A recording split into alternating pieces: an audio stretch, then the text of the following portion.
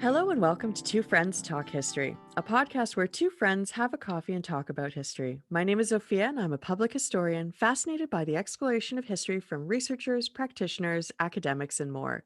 In each episode, I invite a guest to discuss an aspect of history that they are involved with and why it matters in the section So What? I'm so glad you're here joining me on this journey.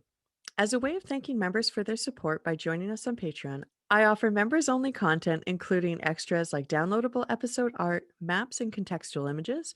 Members have access to 100-word histories, downloadable learning materials, shoutouts, and more, all for the cost of a pint or a flat white a month. Sign up today at patreon.com/archaeoartist. Your support keeps this rickety wagon of dreams going. I would like to thank our new patron, Slucky, this week. Thanks for your support, girl. All right, on with the show. I am absolutely thrilled to welcome my travel buddy, fellow ancient goddess enthusiast, and dear friend, Briana King, as my first guest to kick off Series 2 of Two Friends Talk History. Briana is originally from Boston, where she completed a BA in Classics at Stonehill College.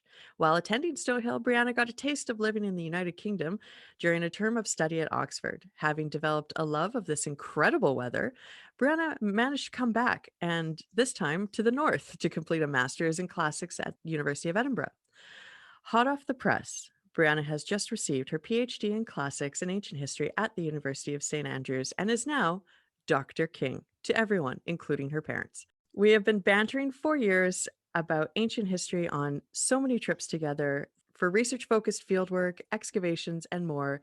And now I am so excited to have a cup of tea and chat about sex in the ancient world with Dr. Briana King. Welcome.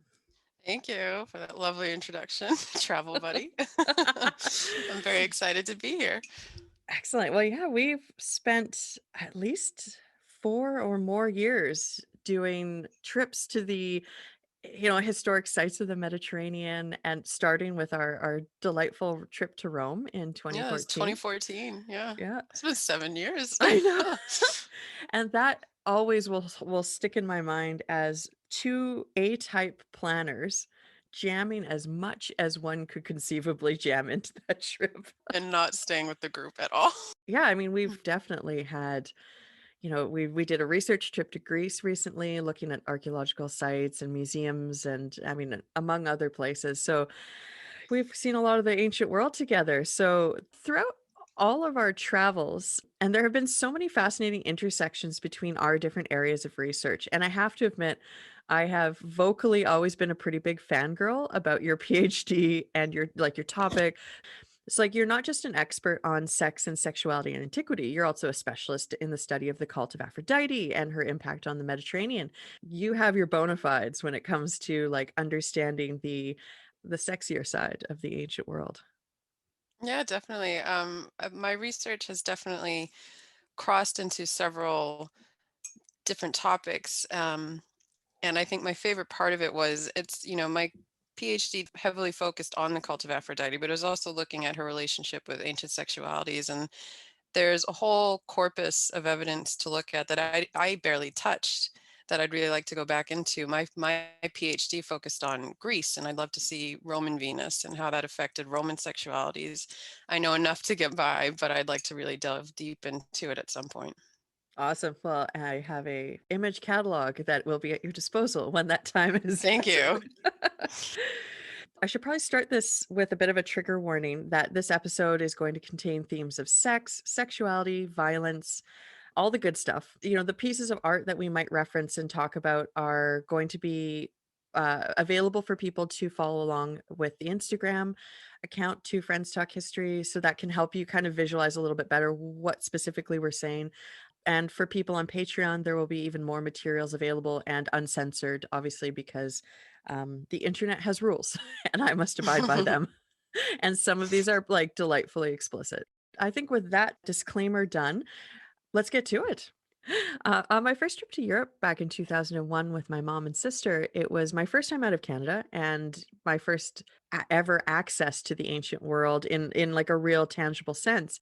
In Vancouver, there was no museum displays that had stuff like the Boston Museum of Fine Arts that had, like, a classics collection or anything, so everything that I was seeing was just incredibly stimulating and whatnot, no more so than when we visited the formerly secret collection at the Gabinetto Segreto in the Museo Archeologico Nazionale di Napoli, and that would have only been visible to the wealthy and the super connected historically, but now it's like an open tourist component, which people, are titillated by, and that's very fun. But it's a highly erotic display of objects from Pompeii and Herculaneum, and the rest of the museum, any museum we see has, very austere, like, Roman emperors, women in robes, everybody's tightly wound up, and then you go into this room and it's like in Wizard of Oz, somebody turned on the color suddenly and the world is just vibrant and so much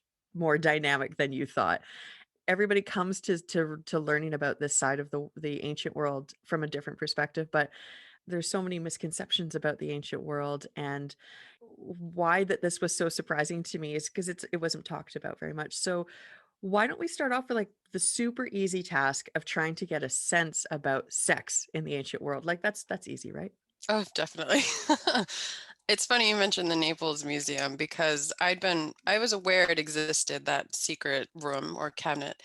And for years I'd been dying to see it. And that sounds weird, but it was because I was already on track, let's say, to the topic that I ended up doing for my PhD. And I had been exposed to Greek erotica and Roman erotica previously, thanks in part to the Boston Museum of Fine Arts. Not many pieces, but enough where my interest was piqued. And so when I got to, for the first time, the Naples Archaeological Museum, and I mean, I was just gunning it for that room. I was ignoring a lot of really important pieces, You're like, but "What I was just, Alexander mosaic?" I know. Well, that's funny because the Alexander mosaic is very close to the Yeah. entrance. And I was like, there's that thing, and just kept going. But I mean, when I walked in, it was funny because you're listening to little conversations and, people are laughing and stuff. And myself, as someone who studies this, I can't help but be like, oh my. But I was looking at it with a different perspective. I was looking at it from a more academic approach, I'll say. And, it's hard to remain objective, but you kind of have to keep that in mind. Looking at the images themselves for what they tell us about, Roman culture, Roman society, women, sexuality just in general, and certain things that would have appealed, and the viewership and everything. So that was for me a dream come true. And it sounds weird to say I was like dying to get to Naples to see the secret room, but I was. But I think many people unfamiliar with the topic, but generally aware of it because of rooms like the Cabinet of Secrets or Secret Cabinet, have this image in their heads that sex in the ancient world was like one wild, rampant orgy full of crazy ancient sex toys and what some today might call taboo, although we don't really like that word with ancient sex studies, or even just simply very uninhibited sexual behaviors. Mm. And I think television shows and movies play a big role in that. I'll never forget watching the Starz series Spartacus, which I think you Mhm. also watched. And Yes, I my have. dad watched, yeah, my dad watched as well, but we watched it separately for a very important reason.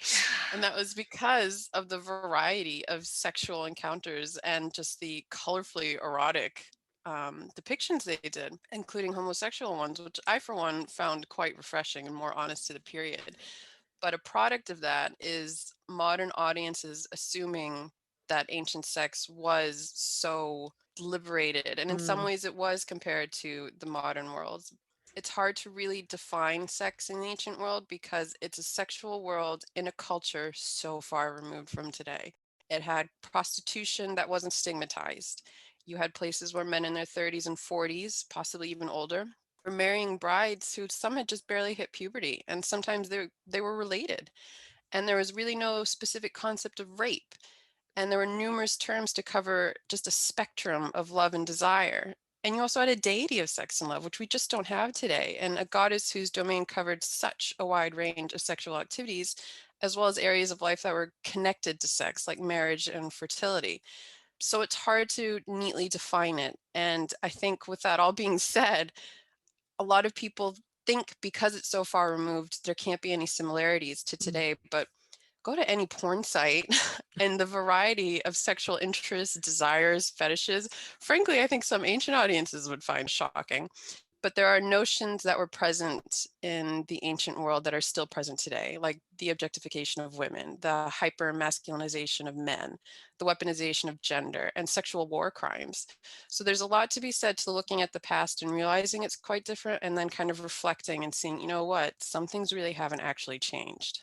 That's a series of really interesting points that you're making, and I think it's probably, as a thought experiment, nearly impossible, like, to step into a scene of the ancient world and imagine it without 2,000 years of Judeo-Christianity.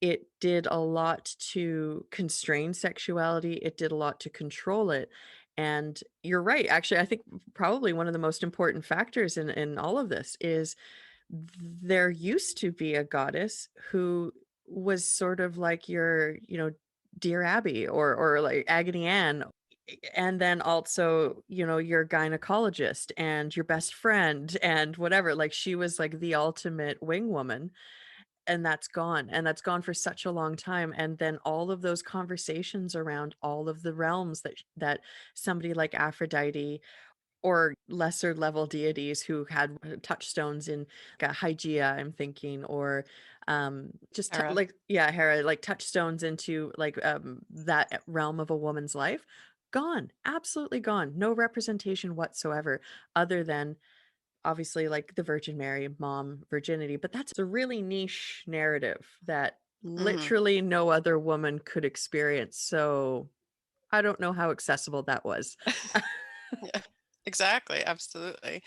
And like, I think there are two, you mentioned, how do we approach sex in the ancient world? And there's several ways to approach sex in the ancient world. And the term sex itself, we really should acknowledge it's quite loaded. If we're using it as an umbrella term, that is a very large umbrella. And so much can fall under this topic in general. And it's not limited to gender identity, sexuality, sexual identity. There's a lot. And you can approach it through several avenues, including gender theory, feminist theory, psychology, social history, art and archaeology, philology. And frankly, I think it's almost impossible to approach this topic and not combine Yeah. those approaches. There's no way to limit yourself that way.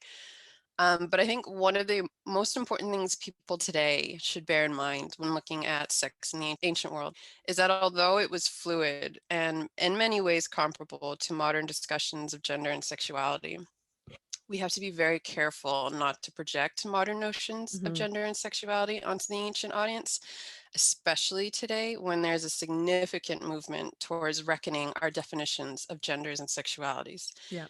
There are some things like the term homosexual, which is used today to identify, and I want to emphasize identify, a type of person, this being a man who's sexually attracted to men or women to women, that weren't defined quite so starkly in the ancient world. Mhm.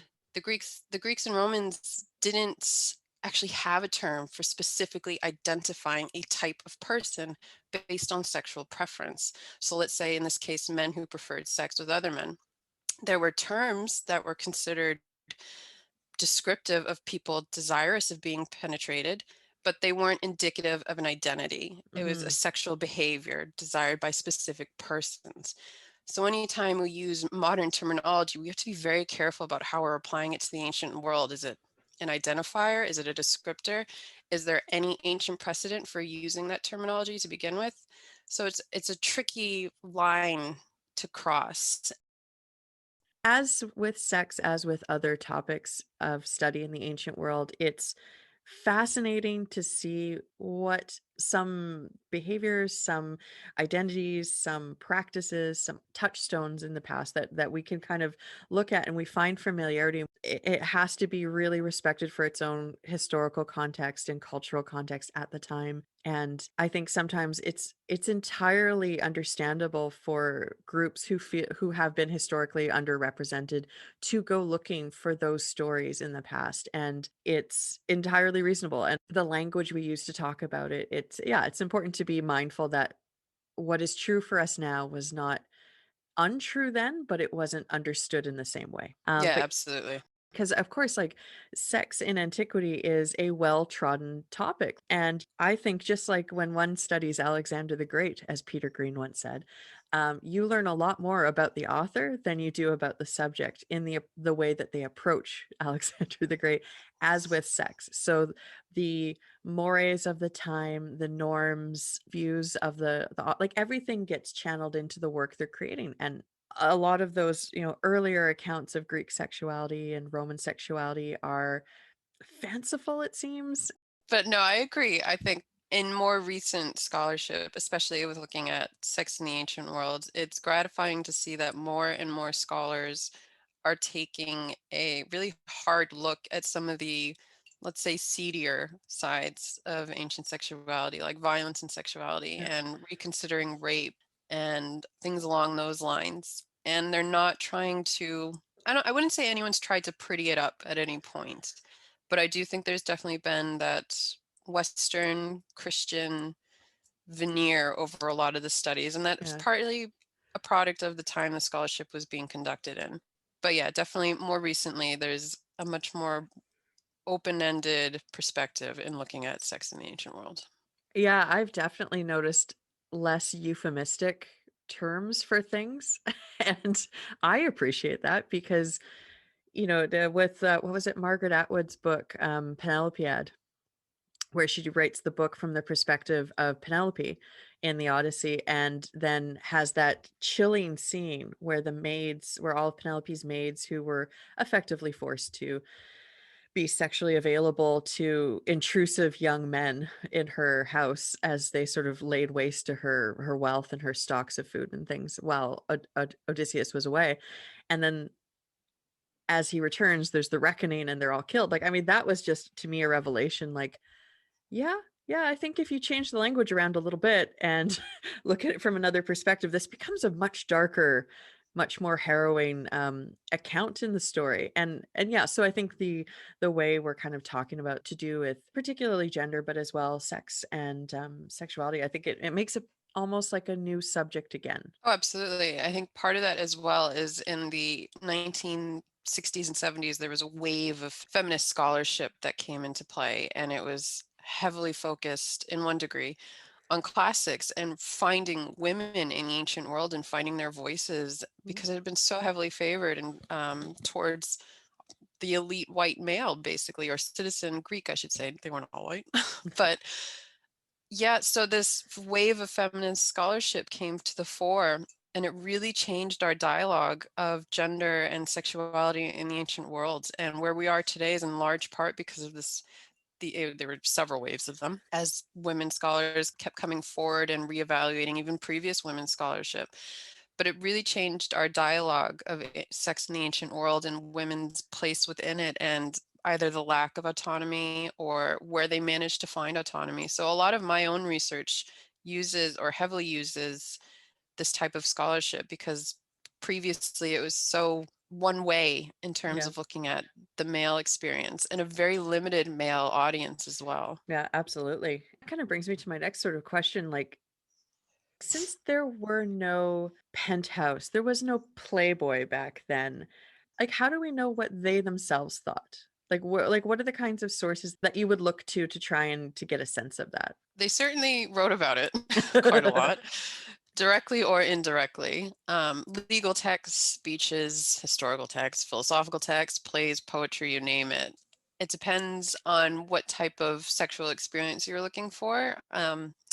Herodotus, Thucydides, Xenophon, Homer Hesiod, Plato, Sappho, Aristophanes, the list goes on and on. Yeah, All of them, depending especially on the topic, there are kernels of information that we can examine quite closely to determine aspects of sexuality in the ancient world, whether that's sexual captivity, love, even as well, homosexuality between not just men, but women as well. Again, the weaponization of gender, and not even just against women, but against men as well. And mhm, Aristophanes' Lysistrata is a good example when the women, withhold sex from their husbands to basically get them to realize, why are we fighting? There shouldn't be a war right now, and you're not going to get any until you stop.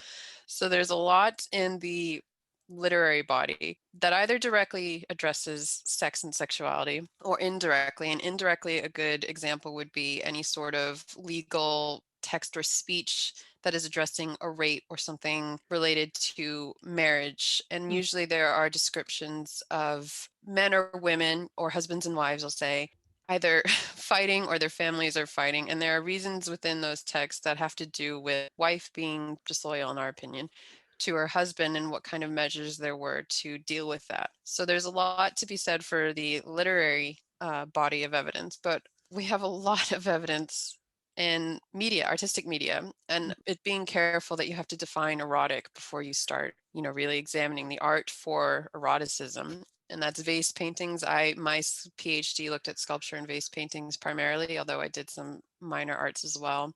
But mosaics, wall paintings, frescoes, sculpture, as I said, personal items such as mirrors. So there are plenty of different ways of approaching it, either artistically or through literature and history, and a combination of both is better.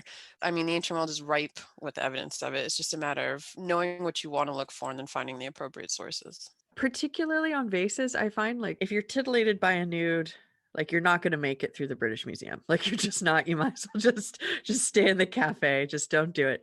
The kinds of narratives you can get on a vase is a little, it's like a comic strip or something. So that's quite helpful to get story or to get joke and that kind of thing. So if you had a sort of a sexy narrative on the outside of a kylix, and which is a deep drinking vessel for wine and in symposia and things, and then you look inside and it totally flips the narrative, has a different outcome. There's a joke based in sex. Similarly, I think just from like a non-academic perspective, like let's say you're a tourist in Athens and you're walking through the Plaka in a normal non-COVID tourist season, you might forgive modern visitors for thinking that the ancient world was only populated by copious amounts of homoerotic art based on the souvenirs you see.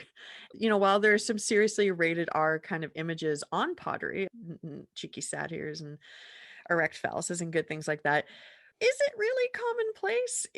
Or are we just like really keen to represent it because it might sell more? Or like, who was looking at this and how normal was it?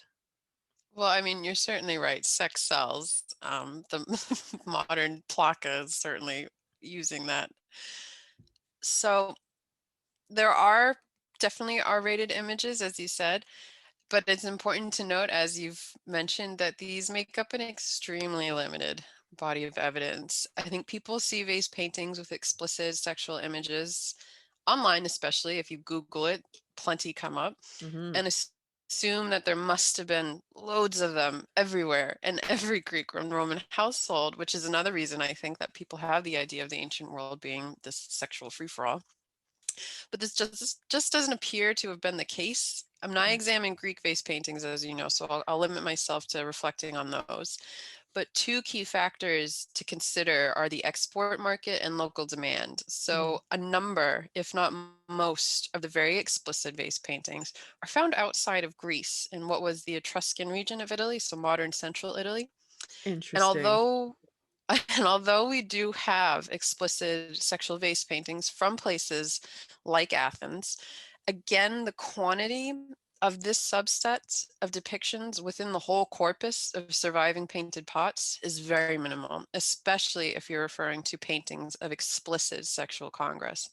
And I don't mean to downplay the evidence because that would go against my own PhD, but these images are still quite informative, and there's a wide range of sexual activities you can find depicted. Certainly, every possibility that there were more painted pots with explicit sexual depictions than what we have remaining today is evidence. But even still, generally speaking, the picture that emerges is that explicitly erotic depictions were quantifiably much less common than other types of depictions. And that could be for any number of reasons, from contemporary consumer preferences to appropriate viewing contexts, to historical events, etc. But then you also have to determine by which criteria is an image erotic or not, being Mm. careful again of modern terminology and criteria. And that also affects your pool of evidence.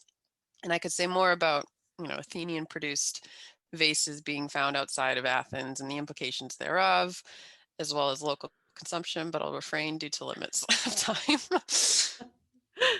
Yeah, no, that's a very good point. Actually, I did not realize that the bulk of them were found in Italy. That's interesting. So they would obviously have been found as grave goods in most contexts, I would assume. Yeah, actually, a lot of well, a good example, not erotic, are the Athenian prize amphora, which are found in Etruscan funeral contexts. And usually the rationale is, something that would have been a prize amphora in Athens actually suited very well the Etruscan funerary practices or the images they wanted to depict in a funeral context. So although it sounds strange to have this almost trophy object that was in Athens in a tomb, let's say, in the Etruscan region, it actually makes sense because the images itself could definitely translate into a different audience. And I Mhm. think the same thing can be definitely said for sexual imagery as well. Yeah. But I think you have to bear in mind too that it's funny to call them R-rated because of course to us they definitely look R-rated or even just erotic. But these images appeared on not just vases, Mhm. but also smaller arts like gems and jewelry, terracottas, personal items like mirrors, more Lamps. common household lamps, and more common household objects. So the item or the depiction may not have been inherently erotic or have had that intended meaning to an ancient spectator, but to a modern viewer, it would be strikingly erotic. And a good example is the Roman tintinnabulum, which Yes. was a wind chime often comprised of a bronze ithyphallic meaning erect, figure, or a fascinum, which is the divine phallus thought to ward off the evil eye and bring good fortune.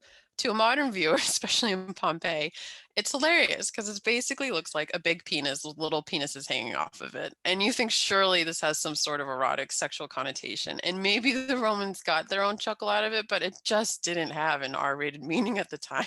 No, and actually it's interesting you should bring that up because that is, I mean, a favorite image to draw, frankly, for me. Because it's, and I think you're really downplaying how truly funny it is. I think my favorite one is a large phallus with the legs of a panther, some kind of wildcat, and it has its own phallus. Its tail is a phallus, and there might be more phalluses involved as well. Like, it's amazing. And I wish we had these on our houses now, frankly, because they are truly spectacular. And these would have been, as you say, like outside of a doorway and for good luck purposes as well as decorative. Sure. Sure. But yeah, the finds from Pompeii were decontextualized when they took them out and put them in a museum. It's actually really hard to understand where private and public and nudity and naked really work in that kind of dialogue. If we today put an entirely nude set of genitals on our front door, there probably would be police involved. It's Exactly. they didn't have that. So, and I love all the different types of architectural elements that phalluses get built into because it is such a phallocentric culture that, a penis is fertility, a penis is good luck, a penis is wards off the evil eye, a penis like they just do so many things. They are the Swiss Army knife of the ancient world, I guess. Does that make the vagina the like scabbard? Yeah. Yeah, you're absolutely right. But I think to answer your question, because I don't think I really have yet, for those for those erotic vase paintings that were seen, and I'm referring again to mostly Greek vase paintings, just to stay within my lane, so to speak. They were mostly depicted on wares commonly used in the ancient Greek symposia, so certain types of cups and jugs and mixing craters. And symposia were the elite male social gatherings where there was drinking, music, dancing, recitals, philosophical discussions, general revelry. But it would have been primarily male symposium attendants seeing these depictions, as well as the symposium servants, which would have included female entertainers. Although, again, whether or not they liked the depiction was irrelevant. It was for the entertainment and the delight of the elite male citizen attendants. Interesting. So somebody would then have to wash that. That would have to get then stored somewhere. Do you store it with the sexy part facing out on your cabinet, or do you store it sexy part facing down? Like, I mean, there's these next step elements that are kind of interesting to think through and just like, did the wife see it? Did she care? did she buy it for his birthday present? Like, we don't know. So It's funny you mention that though, because there are fantastic examples from Pompeii of Roman wall paintings in some villas in Pompeii, usually mythologically based. And there's a hierarchy of where they appear in the villa itself, but it seems to be part of this gender and political and social hierarchy of the owner of the house, mm, so that when you enter into the house, you're going on almost a wall painting journey, reiterating the status of the owner, and yeah. the fact that a lot of them were violently inclined mythological sex scenes says quite a bit about Mm, the use of the Roman phallus, which, as you mentioned, was this, really prideful symbol of Rome, really, of male dominance and superiority. So you're, as I said, you're going through the house and you're seeing these images and you're just constantly seeing violent sex, and it's totally normal, and it's supposed to be telling you that this person is of a certain social standing and has quite a lot of power. He is yeah. the phallus of the house. And I think it's just fascinating that these are, often rape scenes, Yeah. mythological rape scenes that are being used, and someone could just walk in and be like, "Oh, rape," and keep going. It's sort of like Beauty and the Beast. No, Ace Ventura, Pet Detective, when he goes in, he's like, "Ah, what a lovely room of death." It's just full of dead animals. Like, it's that kind of, I see that you've chosen to decorate your house with these things, and my second question is why? I like But how not close you were with Beauty and the Beast and Ace Ventura. I was thinking of the So Beast's close. castle and, like, the scary things, so I was like, "Wait, wait, wait, that What would've." is in that East Wing? Um, but yeah, the Tintinnabula. oh, just, like, rife, the wall it's wall to wall to Tenabula. What I was gonna say is the scenes themselves are of mythical scenes, and they are effectively rape scenes. They're not actually what you would imagine that would look like. They are, a woman having, like, her garment disrobed at the corner by like, if she's a goddess and then the other character is another mythical being, or it's a Cassandra and Ajax. And as the viewer who these are and what's going to happen. But the actual scene itself is, I would say, elegantly executed to allude to the conquest of this female character in a way that is tasteful and artistic, much like, 18th century and 19th century paintings, which did the enormous, like, heroic giant paintings of the rape of the Sabines. And they've elevated it to that in the medium they've used, and the size they've used, and the style they've put it in. And I get that vibe very similar from the frescoes in the Pompeian houses. Absolutely, yeah, you're absolutely right. The paintings themselves, as you said, the images weren't explicitly the moment of rape, let's say, but they were very suggestive in the way that you would see this image and know exactly what was going to be happening to that woman, just based on the myth as well. Yeah. In Pompeii, a common mythological scene was Ariadne Yeah. when she was abandoned by Theseus, and you had Bacchus coming in and finding her, and like little cupids around, and then Cassandra was also very common too. And again, as you said, these weren't the moments of rape. These were the moments leading up to it, but they were very suggestive in the way that the female, her positioning in the painting itself, the way she's dressed or undressed or being undressed by male characters, it's all very indicative of a rape narrative that the Mhm. audience coming into this house would have been very aware of. Yeah. And it was playing into the idea that the woman was, on one hand, objectified and weaker and at the mercy really of that divine phallus, all working into a narrative of power that the owner, the dominus of the house, would have been trying to project. Mhm. And it definitely would have been something that you couldn't mistake if you were in that house and even remotely aware of the Yeah. mythology. Yeah, and it's interesting as well because I think when we talk about viewership of these things, like, well, not everybody's going to be going into the elite houses. So it's his clients, it's the enslaved he owns, it is his servants, it is his children, extended family, because obviously sometimes the family was like 8 layers deep of step siblings and third marriages, and God only knows. So yeah, it could actually be like quite a complex assemblage of people seeing these things, but it's not public in the same way that would be on a wall in like the forum if it was graffiti or something like that. So obviously like it's very highly curated viewership. A really good counterpoint to that, I think, is again from Pompeii, the suburban bath complex. There was multiple bath complexes in Pompeii. This one was famous for what was in the changing rooms, and it had this series of cubbies, had little frescoes in each of these cubbies, and each one depicted a different sex act and very graphically depicted different sex acts. One of which being I think the most famous one from this is the image of a man performing cunnilingus on a woman who is like sort of sitting triumphantly and staring you dead eyes. There's other instances where there's a threesome, a foursome, it's sort of like a grab bag of all different types of interests and tastes, but it is basically in a gym locker for everybody to use.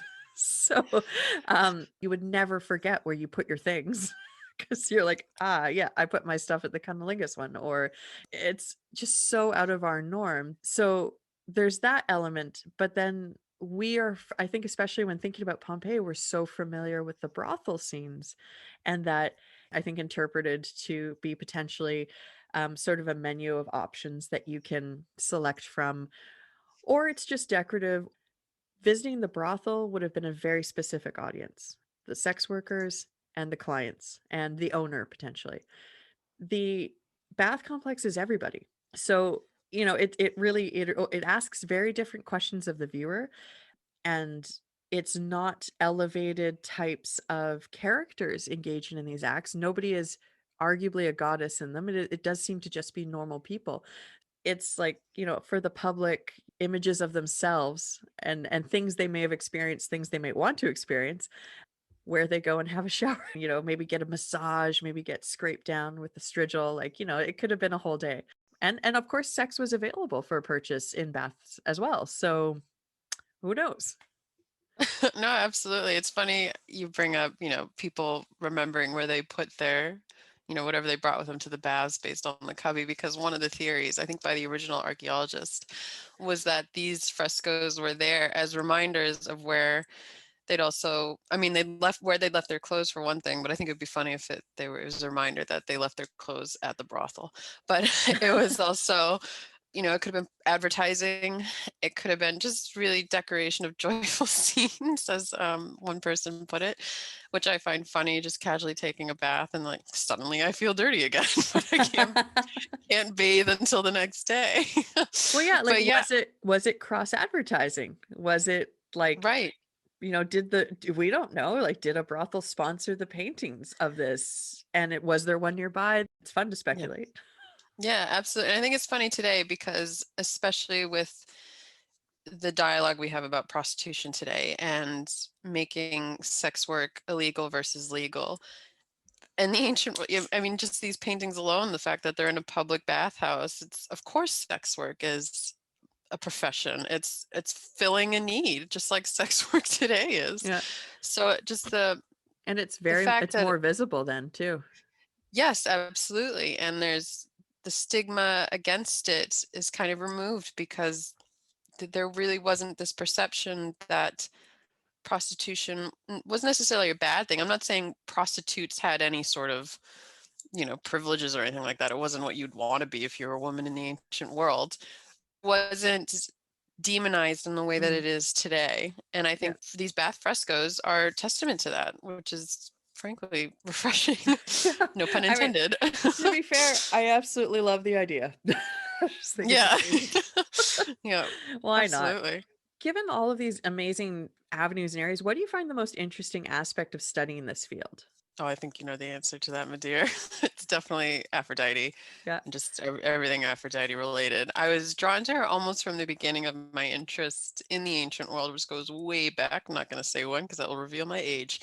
But there's that famous line from Homer's Iliad where Zeus rebukes Aphrodite for involving herself in a battle of the Trojan War. And I'll never forget it. I can memorize it because I love the Lattimore translation. But it's, "No, my child, not for you are the works of warfare. Rather concern yourself only with the lovely secrets of marriage, while all this shall be left to Athena and sudden Ares." I think that's book 5. And I remember reading that and being enraged, just so indignant on behalf of Aphrodite. Like, how dare Zeus rebuke her so dismissively and patronizingly? I was like, oh, who are you to talk, Zeus?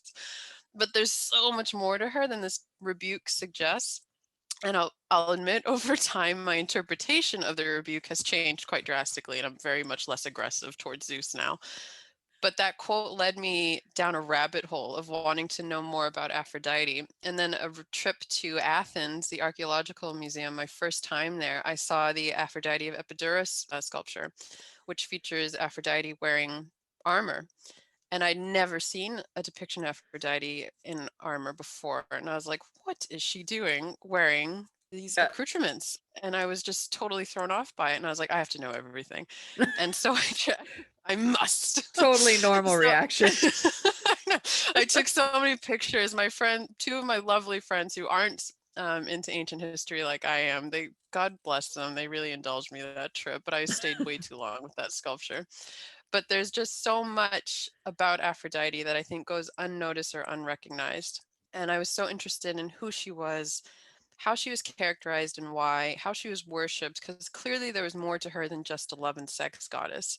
Yeah. And I was also drawn to this fiercely feminine and sexual figure who was also incredibly powerful. She's, if you go by Hesiod, she predates the Olympians. She's extremely powerful, and no one, with few exceptions, was immune to her power. So I love this combination of an unapologetically sexual woman, basically sticking it to the patriarchy, as we'd Yeah. say today, at every opportunity. And I think a lot of women today, especially those in positions of power or seeking positions of power, struggle to be taken seriously because they're women, or they think that they have to sacrifice part of their femininity to Hmm. be respected or to Like become as Athena. powerful as men. Yes. And I think Aphrodite, albeit a goddess, she's a female figure who really anyone, not just women, can look to and think, I can be myself and own every aspect of my sexuality and still be a force to reckon with. And I just love that. I think she's just fabulous. She's my muse. She's your muse, Bobby. Well, actually, that's an interesting point you bring up because multiple times in this chat we've said women could look to Aphrodite, women were interested, and but of course men were too. Oh, Like, I mean, absolutely. famously, the Julio Claudians really associated themselves with Aphrodite or Hmm. as Venus. But even in the sanctuaries of Aphrodite, which this is going to be a talk for another time. I can just tell right now. But there were male worshipers. She spoke to everybody at different levels, and it makes sense because her remit of powers covered so many things. So yeah, no, that Absolutely. I think you've just opened the door on future deep dive into the cult of Aphrodite because frankly, I don't know that that has happened on a podcast. So How much time have you got? I know, right? Like I'm just saying, like we could just dedicate a whole episode to this, and we should. I'm But here for it. I think one of the things that we haven't really touched on yet is, can you sort of walk us through an example of some sort of practice or tradition that you found really interesting in your studies? Sure can. So, the Spartan marriage ritual, which I do believe you're familiar with, I am. is still one of my favorite things to tell people about because, for one, it's just fascinating, and for another, the reactions are priceless. But the Spartan marriage ritual gives us a really fascinating glimpse into the sexual experiences of a specific place in the ancient world, Sparta, obviously. So it's deeply embedded in the local social and cultural environment and customs. So I don't want to imply that it was bonkers, even in its heyday. And there's a lot of context that would help to make the ritual itself more understandable from a modern perspective. We don't have time for a Sparta lecture, but I highly recommend if anyone's interested, they do a bit more reading on it because Sparta is one of my favorite places to talk about. Everyone always gravitates towards Athens. I'm like, bring me to Sparta because that is definitely where I'd prefer to be if I was a woman. But Yes. I do think there are two important contextual things to note before you get into the rituals, though. Otherwise, it will be even more bonkers than it could have been. So the first is the agoge, which I know you're familiar with, but anyone who has seen Gerard Butler's 300 movie imagines the Spartans to have been these physically ripped ultimate warrior heroes. And some of that is rooted in truth, but I Don't think you my dare favorite, take this away from me. I'm not going to. I just like to remind people that those washboard abs that you could just grate cheese on were certainly a delight for modern viewing Hmm. audiences, but they also may have been greatly appreciated by the Spartan warriors themselves, if you catch my drift. I bet. And the reason for this is the Spartanagogy, which is the term for the educational and martial training program Spartan boys were enrolled in from a very young age. And it consisted of 3 stages, classed by age range. And the boys are separated from the girls. The girls had their own agogy, which I'll go back to later. So But the Goji is training, school, is what you're, yeah, basically, yeah. yeah. So the training centered on building unwavering loyalty to your Spartan brothers, as well as on becoming the most elite warriors in service to Sparta. Sparta really, you know, prided itself on having the best warriors in ancient Greece. And they had training in fighting, in hunting, dancing, singing, social communication, everything. It was very intense, very strict, very disciplinary program. And But it also hunting their helps. enslaved people. We're not going to get into that. I don't have time, Zofia. But at the age of 7, a citizen Spartan boy was first enrolled in the agoge under the authority of the Paidonomos, which is basically like boy herder, I think is how we translate it, who supervised his education. He probably stayed at home during this time and then left to relocate to the male barracks around age 12. So the first stage was the Paides. He's about 7 to 17. Second was the Paidiskoi when he's 17 to 19. And then finally the Hebontes, which are Spartan males from 20 to 29. You didn't become a full Spartan citizen until you were 30. So Oh, this whole period, yeah, it's a lot. So when a boy left home at 12, he actually came under the guidance of an older male lover known as an Erastes in the ancient world, usually a member of the Hebontes group, so somewhere in his late 20s. And this was a pederastic relationship, and it was an important element in his social development, one supported even by his family and friends. And Plutarch, take it with a grain of salt, described Spartan pederasty as older males forming a long lasting mentor like relationship, which was also erotic in nature. So that's something to bear in mind when we're talking about the Spartan marriage ritual. You have this intense male bonding and separation from females, lasted for years. There's this pederastic mentoring relationship, which Spartan males formed as part of their training program to become full fledged Spartan citizens at age 30. And that's very important to remember. And the second thing, I've already talked about it briefly, is the female version of the agoge. Spartan women, up to the point of marriage, participated in the female version of the agoge, and this was dance, gymnastics, wrestling, horseback riding, running, etc. And we also have suggestions of homoeroticism among Spartan women, which makes mm-hmm. sense when you think about it because they too were surrounded by women constantly and gaining their own social education from exclusively women, essentially. So you might think this is a rather unique program for ancient Greek women, and it was, especially if you consider the lack of equality between men and women in the ancient world. But Sparta's community revolved around the idea of eugenics, that only strong men and strong women could produce strong children. And strong children were required for the Spartan army. So one of the reasons like I would have preferred to have been in Sparta is, this wonderful education that other girls in other Greek cities didn't get, but they also didn't marry as early as other ancient Yes. Greek women. Well, like Athens, a girl could be as young as 12 and getting married to her uncle. A Spartan girl, Why? Like a horrible, Spartan, horrible. a horrible, horrible. A Spartan girl could be was in her late teens generally, and her husband in his late 20s.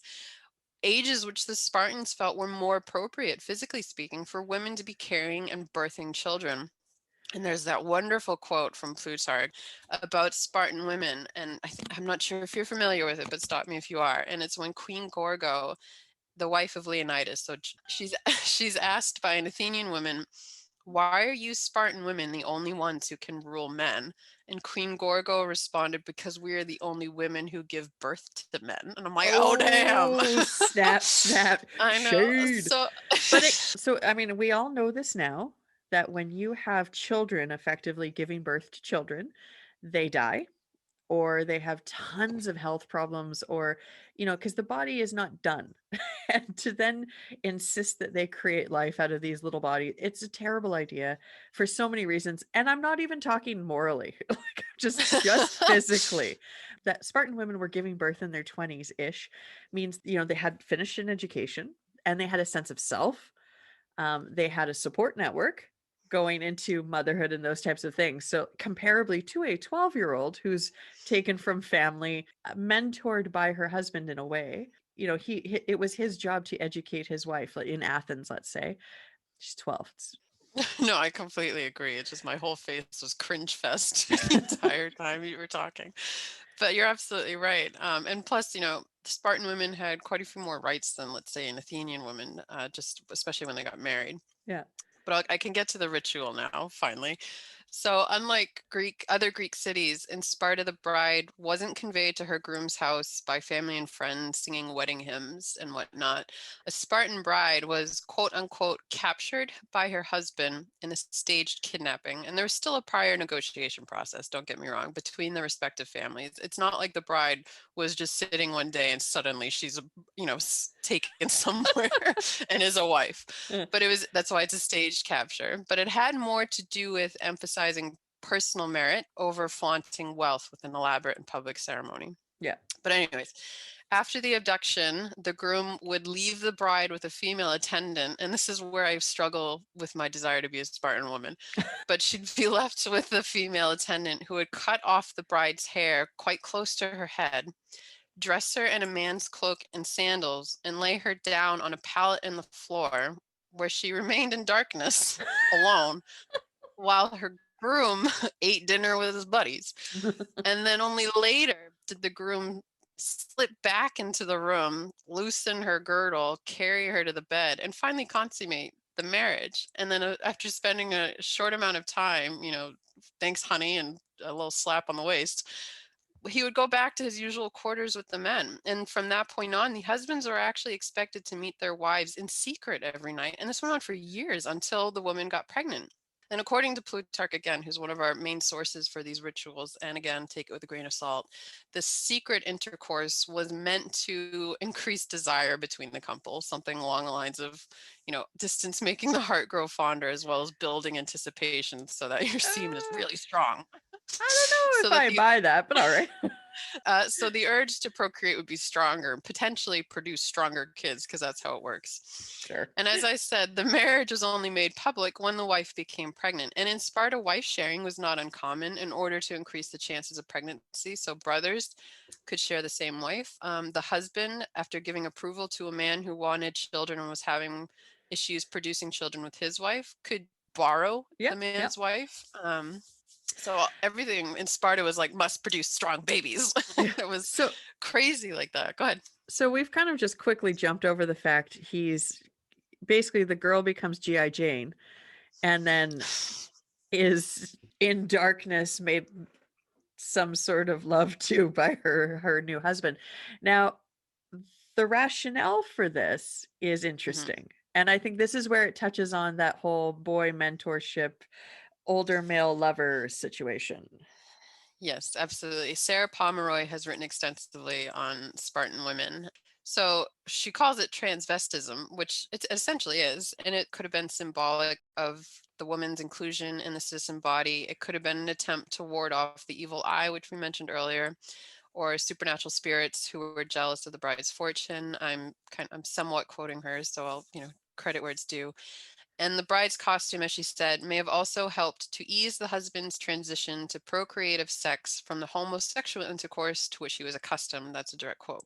And I think she's spot on with that. If you imagine it, this is however many years, he would have been in his late 20s. So almost a 30-year-old man Uh, has been accustomed to homosexual relations, suddenly being thrust, no pun intended, into a heterosexual Yeah. relationship. And that must have been daunting. But again, he wasn't the only one who is being thrust into an unfamiliar Yeah. territory. The woman herself was like, well, this isn't what I bargained for either. But it's funny to think about that. But the fact that she's made basically to look like a boy Yeah. to help him, which, I mean, kudos to them. It works clearly.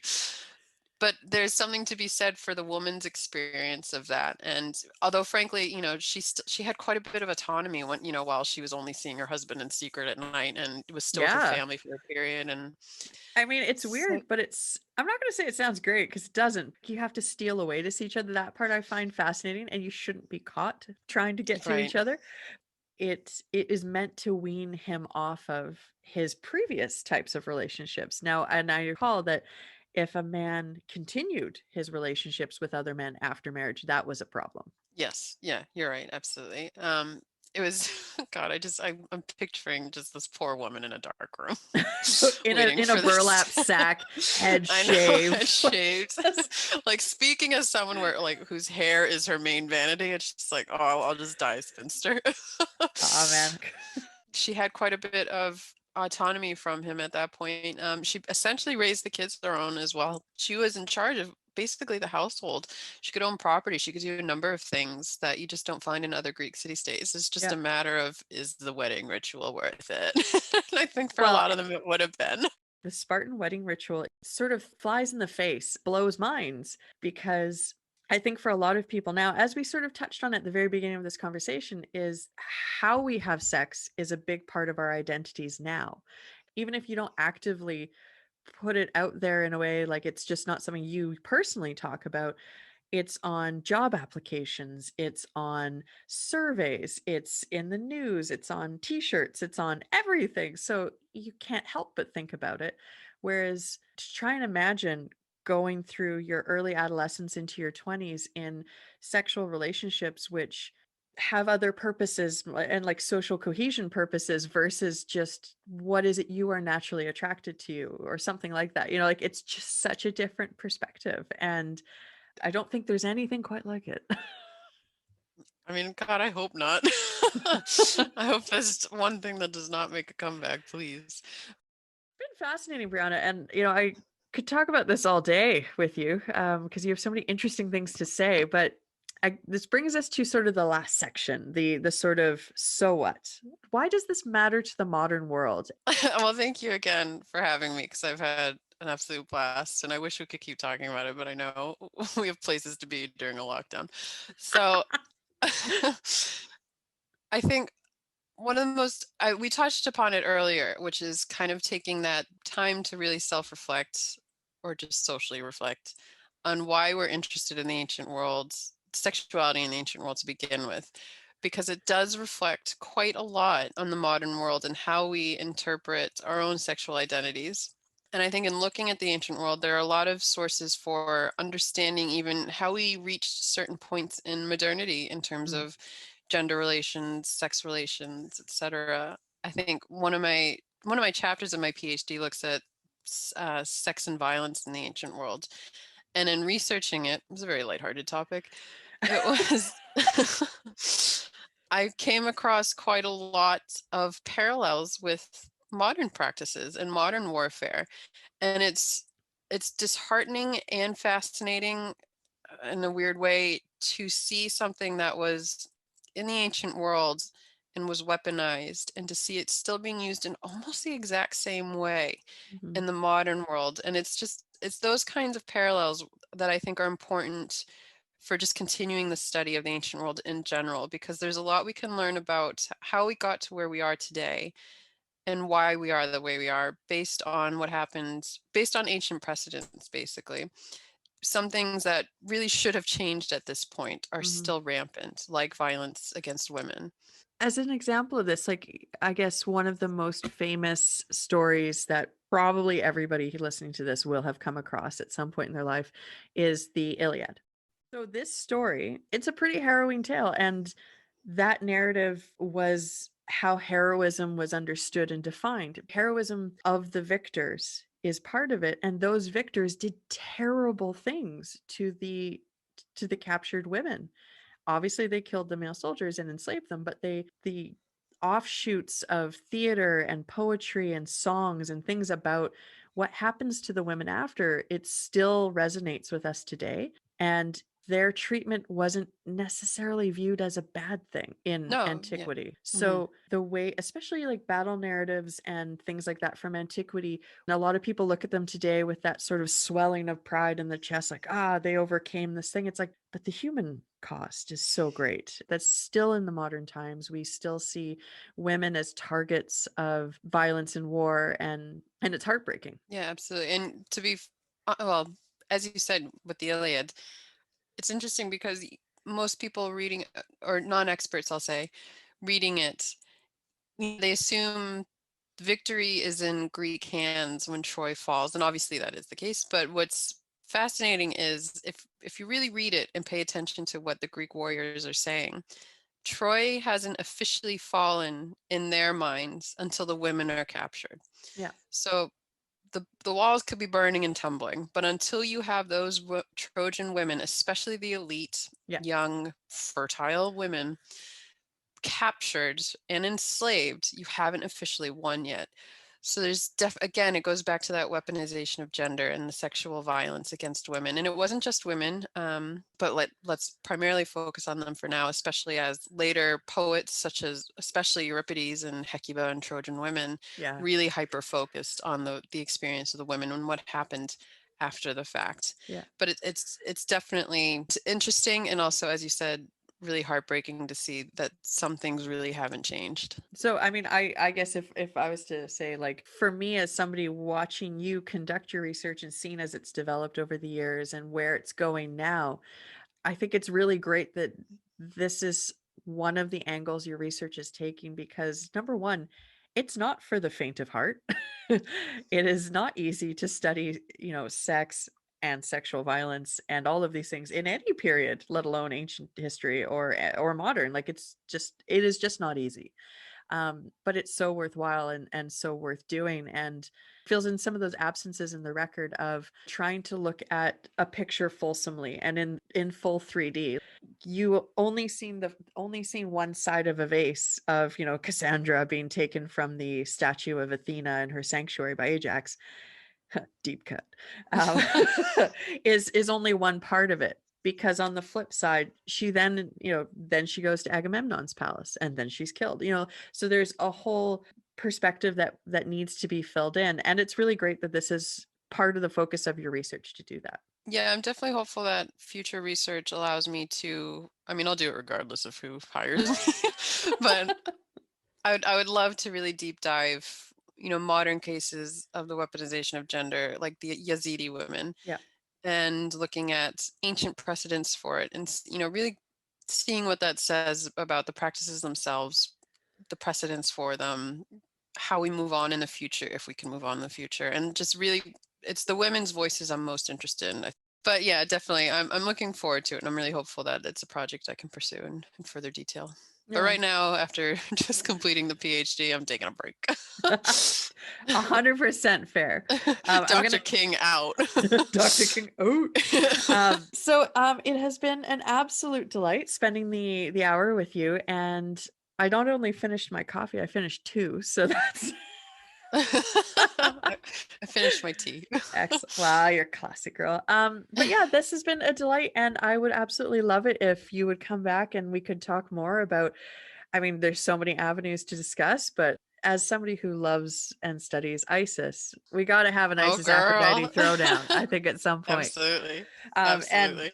if listeners listening to this podcast have any, you know, questions, anything that they would like to hear more about, and the next time we can get Dr. King on to talk about sex, sexuality, gender, gods in the ancient world, door is open. So please feel free to leave any comments on Instagram. And this has been a delight. Thank you so much for joining us, Two Friends Talk Thank you History. so much. Thank you. All right. Well, thank you for joining us as we explored these stories together. Please give Two Friends Talk History a review on Apple Podcasts, SoundCloud, or Spotify, or whatever platform you use. It's easy to do. And if you want to give a rating, under the episode details. It helps so much to gain visibility and get listed in other countries. So that would be amazing. Don't forget to hit subscribe or follow. You can also check out the Instagram for Two Friends Talk History, especially for today's episode, which was very rich in art and art discussion, and those types of examples will be posted. Or you can check out my website, www.archeoartist.com, or hit up our Patreon. Thanks so much. Talk to you next time.